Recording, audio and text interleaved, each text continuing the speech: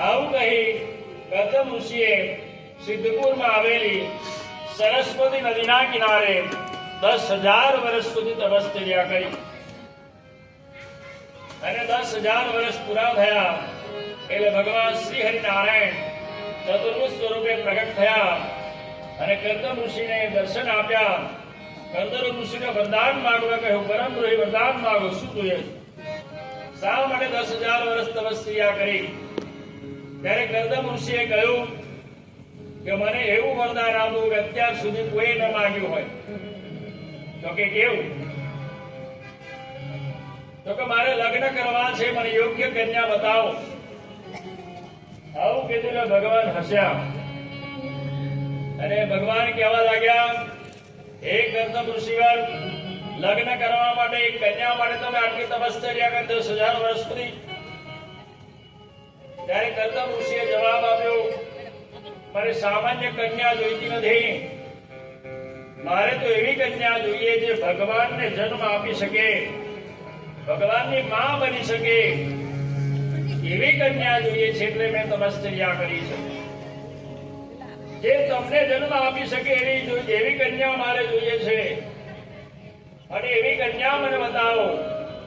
એવી કન્યા કોણ છે આ ધરતી ઉપર જે પરમાત્માને જન્મ આપી શકે?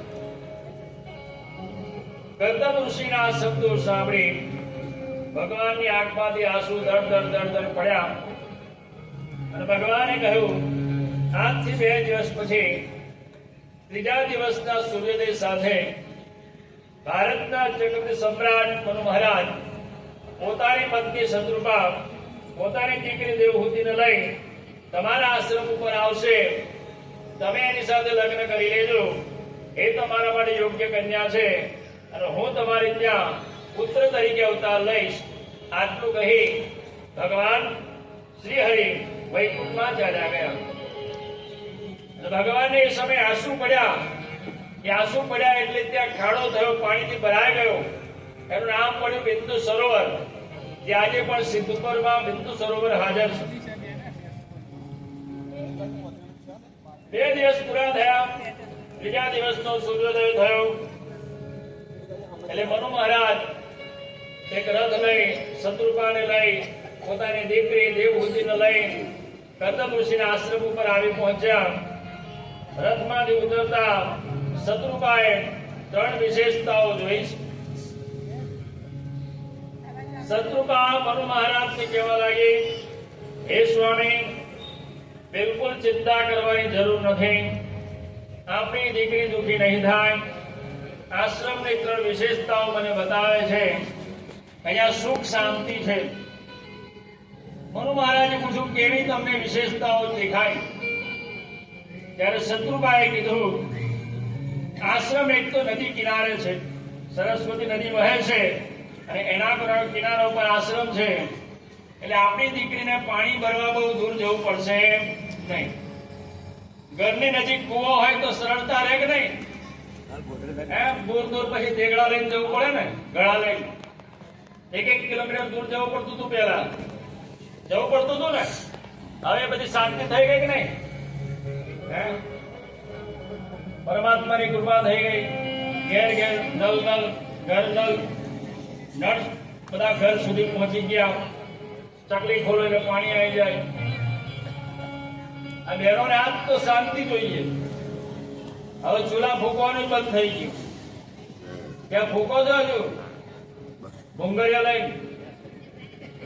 હવે ગેસ થઈ ગયા ને?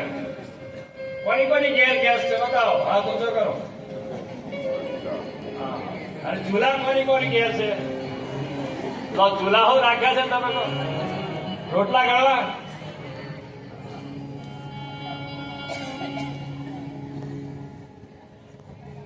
સુવિધા હોય તો ગેસ જ વાપરજો, આંખો મારશો નહીં.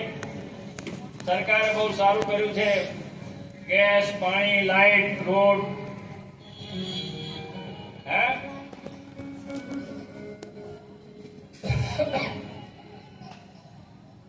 શત્રુપાએ મનુ મહારાજને કીધું કે આપણી દીકરીને બહુ પાણી દૂર ભરવા જવું નહીં પડે. સરસ્વતી નદીના કિનારે જ આશ્રમ છે. બીજા નંબરે આશ્રમના જે વૃક્ષો છે એ 12 માસ ફળ અને ફૂલ આપે છે. ત્રીજા નંબરે ગાય અને વાઘ એક સાથે આશ્રમમાં રહે છે. આ ભૂમિનો પ્રતાપ કેવો છે, એક શાંત ભૂમિ છે. એટલે આપણા જમાઈ પણ શાંત મગજના હશે. દીકરીને આપણે બહુ લડશે નહીં, વાત વાતે દીકરીને ખખડાવશે નહીં, સારી રીતે રાખશે. આવા લક્ષણો શત્રુપાએ જોયા, મનુ મહારાજને કીધા અને મનુ મહારાજે કીધું તો પછી આપણે કર્દમ ઋષિ સાથે આ દીકરીને પરણાવી. મનુ મહારાજ શત્રુપા દેવહૂતિ કર્દમ ઋષિના આશ્રમ પાસે ગયા. કર્દમ ઋષિએ ત્રણેયનું સ્વાગત કર્યું અને કર્દમ ઋષિએ કીધું કે શા માટે પધાર્યા. મનુ મહારાજે કીધું અમારી દીકરી દેવહૂતિના લગ્ન નો પ્રસ્તાવ લઈ તમારી પાસે આવ્યા છીએ. ત્યારે કર્દમ ઋષિએ કીધું મારે પણ તમારી દીકરી સાથે જ લગ્ન કરવાના છે, ભગવાનની આજ્ઞા છે. કર્દમ ઋષિએ કીધું પરંતુ ઋષિવર હે મનુ મહારાજ, મારી એક શરત છે. તો કે શું? લગ્ન થયા પછી મારી જે પુત્રનો જન્મ લેશે ને એટલે હું સંન્યાસ લઈ લઈશ. જો તમારી દીકરીના મંજૂર હોય તો એ દીકરી મારી સાથે પરણાવો. એટલે થનાર પત્ની દેવહૂતિ બોલી મારે આવા જ પતિની જરૂર છે, જે ત્યાગી હોય, તપસ્વી હોય, ભોગી પતિની જરૂર નથી. દેવહૂતિ મનુને શત્રુપાને બધાને આનંદ થયો, કર્દમ ઋષિનો પણ આનંદ થયો અને ત્યાં જ લગ્ન કરાવી દીધા. મનુ મહારાજ શત્રુપાને લઈને ચાલ્યા ગયા. કર્દમ ઋષિ દેવહૂતિ તો સંસાર શરૂ થયો. એક દિવસે કર્દમ ઋષિએ પોતાની પત્ની દેવહૂતિને કહ્યું આપણે 12 વર્ષ સુધી બ્રહ્મચર્ય વ્રતનું પાલન કરીશું, ભગવાનની આરાધના કરીશું અને ત્યાર પછી સંસાર માણીશું. ત્યારે દેવહૂતિ પણ તૈયાર થઈ ગઈ અને દેવહૂતિએ સાથ સહકાર આપ્યો. 12 વર્ષ સુધી કર્દમ ઋષિની ખૂબ સેવા કરી, સંસારની શરૂઆત ન કરી, બ્રહ્મચર્ય પાળ્યું 12 વર્ષ સુધી અને ભગવાનની ભક્તિ કરી. 12 વર્ષ પૂરા થયા એટલે કર્દમ ઋષિ પોતાની પત્ની દેવહૂતિ પર ખૂબ પ્રસન્ન થયા અને કીધું હવે બોલો તમારી શું ઈચ્છા છે. ત્યારે દેવહૂતિએ કીધું હવે મારી પુત્રની ઈચ્છા છે. ત્યારે કર્દમ ઋષિએ એક દિવ્ય વિમાન મંત્ર શક્તિ દ્વારા બનાવ્યું. એમાં ભોજનની સામગ્રી, જળની સામગ્રી બધું લઈ અંતરિક્ષમાં વિહાર કરવા માટે ગયા. 9 વર્ષ અંતરિક્ષમાં ભર્યા. 9 વર્ષ દરમિયાન 9 કન્યાઓ ઉત્પન્ન થઈ. ત્યાર પછી પૃથ્વી પર પાછા પધાર્યા. અનેક વર્ષ પછી કાર્તક સુદ પાંચમના દિવસે કપિલ ભગવાનનું પ્રાગટ્ય થયું. બોલે શ્રી કપિલ ભગવાનની જય. કપિલ ભગવાનનું પ્રાગટ્ય થયું. બ્રહ્માજીને ખબર પડી કે બ્રહ્માજી 9 ઋષિઓ સાથે કર્દમ ઋષિના આશ્રમ ઉપર આવી પહોંચ્યા. કર્દમ ઋષિએ તેમનું સ્વાગત કર્યું અને બ્રહ્માજીએ કપિલ ભગવાનના દર્શન કર્યા, તેમને પુષ્પમાળા પહેરાવી, તેમનો નમસ્કાર કર્યા, સ્તુતિ કરી, વંદન કર્યા અને કર્દમ ઋષિએ જોયું મારી કન્યાઓ મોટી થઈ ગઈ છે તો હવે એ કન્યાઓ ત્યાં ઋષિઓ સાથે જ પરણાવી દઉં. એમ કરીને 9 ઋષિઓ સાથે 9 કન્યાઓને પરણાવવામાં આવી છે.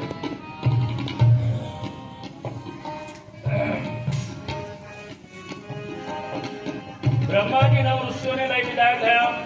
કર્દમ ઋષિએ પોતાના પુત્ર કપિલને કીધું હે કપિલ, હવે મારો સંકલ્પ પૂરો થયો છે. હું આ સંસાર છોડીને જાઉં છું, સંન્યાસ લઈ લઈશ.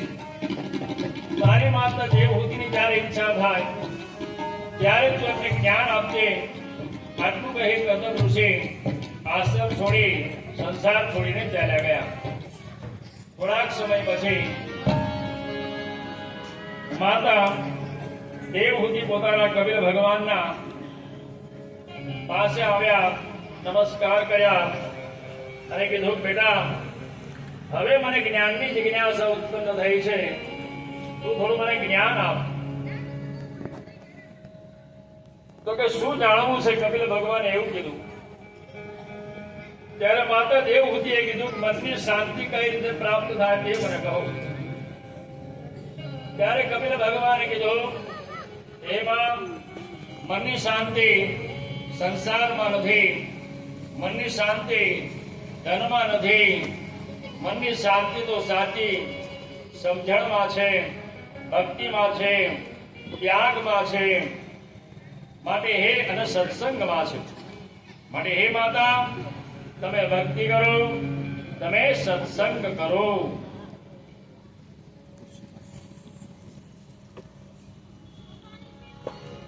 આવું કહ્યું.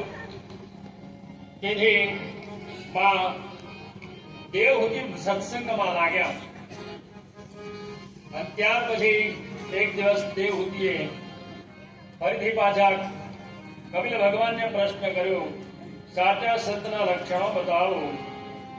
ત્યારે કપિલ ભગવાને કીધું, જેની સહન શક્તિનો અંત નહીં એનું નામ સંત. સંતના સંત પણારી ભાઈ નથી મફતમાં મળતા, એના મૂળ ભારે ચૂકવવા પડતા. કોઈ ભરી બાજારે વેચાણા, કોઈ તેલ કઢાઈમાં પડતા, કાયા કાપી કાઢે તોડાના, કોઈ હિમાલય જઈ ગળતા. સંતના સંતપણાની ભાઈ નથી મફતમાં મળતા, એના મૂળ ભારે ચૂકવવા પડતા. જે સંત બન્યા હોય ને એમને પૂછ્યું કે તમે સંત કઈ રીતે થયા? અને સંતના ચરણોમાં બેસી બે ઘડી એમની કથની સાંભળો તો આપણા આંખમાંથી દર્દ આંસુડા પડે. એક સંત બનવા માટે આટલું બધું ચૂકવવું પડે? સંતના સંતપણા રે ભાઈ નથી મફતમાં મળતા, એના મૂળ ભારે ચૂકવવા પડતા. કોઈ ભરી બાજારે વેચાણા, કોઈ તેલ કઢાઈમાં પડતા, કાયા કાપી કાઢે તોડાણા, કોઈ હિમાલય જઈ ગળતા. સંતના સંતપણા રે ભાઈ નથી મફતમાં મળતા. સરોવર તરુવર સંત જન 14 વર્ષે મેહ પરમાર્થ કે કારણે આ તો ચારો ધરિયા દેહ. સરોવર તરુવર સંત જન 14 વર્ષે મેહ પરમાર્થ કે કારણે આ તો ચારો ધરિયા દેહ. સરોવર પોતાનું પાણી પીવે, નદીઓ પોતાનું પાણી જાતે પી શકે? કુવા જાતે પોતાનું પાણી પીવે? તળાવ જાતે પાણી પીવે? ના. એ બીજા માટે જળ એકઠું કરે છે. અને બીજા જે પ્યાસા હોય, તૃષ્ણાથી વ્યાકુળ હોય એ બધાને જળ પાન કરાવે. નદીઓ, સરોવર, તળાવ, કુવા, વાપી વગેરે. એમ ગાયો ક્યારેય પોતાનું દૂધ નથી પીતી. ભેંસો પોતાનું દૂધ પીવે? ના પીવે. એ બીજાના માટે દૂધ અર્પણ કરે. આ વૃક્ષો જાતે છાંયડો લે? ના લે. એ તપે અને બીજા પથિકને છાંયડો આપે. સૂર્યનારાયણ પોતે તપે, આખા જગતને પ્રકાશ આપે. ચંદ્રમા શીતળ છાયા આખા જગતને આપે. અને વૃક્ષો પોતાનું ફળ જાતે ખાઈ શકતા નથી, એ બીજા અન્ય જીવો માટે હોય છે. એમ સંતોનું જીવન પરોપકારી હોય છે.